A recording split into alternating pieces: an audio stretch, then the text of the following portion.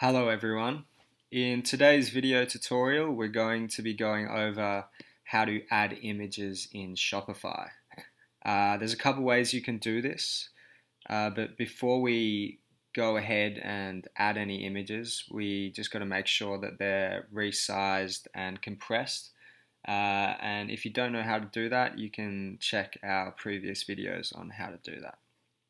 So the way we're going to do this today is going through to the product section on our Shopify homepage. As you can see here, we've already got some products listed. So we're just going to go into one of these. If you haven't added any products yet, you need to do that first. And you can do that by just clicking this Add Product button up here and filling out the information. However, if we do want to add an image, we can go into one of our products, and it's very simple. All you have to do is click the Add Media button here. Now, once you do that, you're going to find your correct file and add that in. And you can also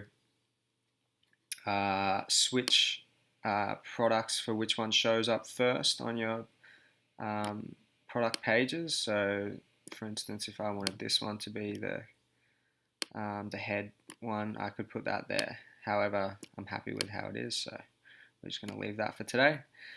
So that's the first way you can add images in Shopify. You really need all your products sorted before you go ahead and edit your online store. Now here is where you can also add different products. I'm using one of the free themes called Debut. I think it's really good and clean. And you've got all your sections here, and we can add more products by adding content here. So I could add another image slide if I wanted by selecting an image here.